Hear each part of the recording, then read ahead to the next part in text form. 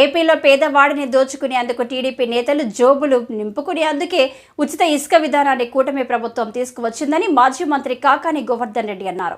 మీడియాతో మాట్లాడుతూ ఉచిత ఇసుక అంతా బూటకమే, వినియోగదారుడి మీద పెనుభారం పడుతుంది అని అన్నారు.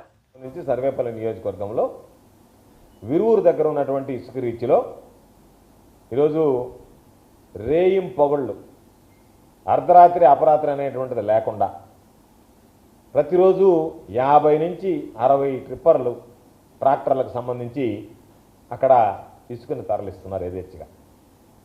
రాత్రి గ్రామస్తులు వెళ్ళి అయ్యా ఈ విధంగా ఇసుకని తరలిస్తున్నారు కాబట్టి ఎన్నిసార్లు చెప్పినా సరే వినడం లేదు అని నేరుగా గ్రామస్తులే వెళ్ళి రాత్రి ఆ ఇసుక ట్రాక్టర్లను అడ్డగించినటువంటి పరిస్థితి. సంగం బ్యారేజ్ దగ్గర ఉన్నటువంటి విరువురు ఇసుక రీచ్లో రాత్రి 10:15 అర్ధరాత్రి సమయంలో ట్రాక్టర్లతో ఇసుక తరలిస్తున్నటువంటి ఫోటోలు.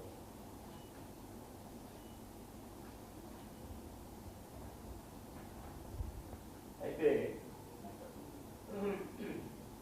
ఇది ఎంత దారుణమైనటువంటి పరిస్థితి అంటే యథేచ్ఛగా ఇసుకను తరలించి ఎవడన్నా అడిగితే వాళ్ళ మీద దొంగ కేసులు పెట్టించి వాళ్ళని తీసుకెళ్ళి బలవంతంగా దౌర్జన్యంగా జైల్లో పెట్టించేటువంటి పరిస్థితి ఏర్పడింది.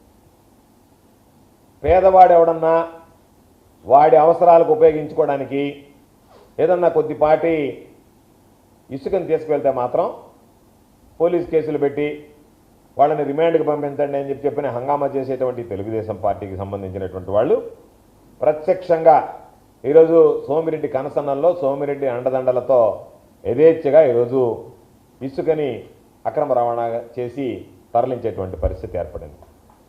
దాదాపుగా ప్రతినిత్యం 50 నుంచి 60 ట్రిప్పులు ఇసుక వేస్తున్నారు.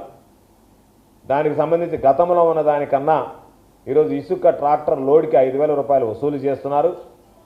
సామాన్యుల పాపం వర్షాకాలం వస్తుంది, ఏదో ఒక విధంగా ఇళ్ల నిర్మాణాన్ని పూర్తి చేసుకోవాలని ఆలోచన చేసేటువంటి వ్యక్తులు ఈరోజు దాని మీద దృష్టి పెట్టి ఎంతో కొంతకి పొందామనేటువంటి ఆలోచనతో ఈరోజు ఆ ఇసుకని ఈరోజు కొనుగోలు చేసేటువంటి పరిస్థితి ఏర్పడింది. ఈరోజు రాత్రి జరిగినటువంటి సంఘటన తెలిస్తే నేరుగా ఆ ట్రాక్టర్లు అక్కడ లోడు చేస్తూ ఉంటే వెళ్ళి అడ్డుకోవడానికి వెళితే నేరుగా ఆ ట్రాక్టర్లను ఆ వ్యక్తుల మీదకే పంపించినటువంటి పరిస్థితి. అడ్డగిస్తే కొన్ని మంది ట్రాక్టర్లు తీసుకుని వెళ్ళిపోయారు. కొంతమంది లోడు ట్రాక్టర్లను తీసుకుని వెళ్ళలేక ఒక్క ఇంజిన్ వరకు తీసుకువెళ్ళి ఆ ట్రాక్టర్ ట్రిప్పర్లని ఆ ట్రాక్టర్ ట్రక్కుల్ని వదిలేసి వెళ్ళిపోయారు. అవి కనుక ఈ ట్రక్కులు కనుక వెళ్ళిపోయి ఉంటే బలవంతంగా రాత్రి వీటిల్ని తీసుకెళ్ళిపోయి ఉండేవాళ్ళు. వీటిల్ని అడ్డుకున్న తర్వాత తీసుకుని వెళ్ళలేక వాళ్ళు అక్కడ గొడవ చేసేటప్పటికి బలవంతంగా వాళ్ళని తొక్కించుకుంటూ పోవడానికి సిద్ధపడి కొన్ని ట్రాక్టర్లు వెళ్ళిపోయాయి. వీళ్ళు ఆ ట్రక్కులు తీసుకుని వెళ్ళలేక అవి ఇసుకలు కూరుకుపోవడంతో బలవంతంగా ఇంజన్లు తీసుకెళ్ళిపోయి ఆ ట్రక్కులను వదిలేసి వెళ్ళిపోయారు. అంటే ఎంత యథేచ్ఛగా సోమిరెడ్డి కనుసన్నల్లో ఈరోజు ఈ జిల్లాలో ఇసుక దోపిడీ జరుగుతుందనే దానికి ఇది ఒక ఉదాహరణ.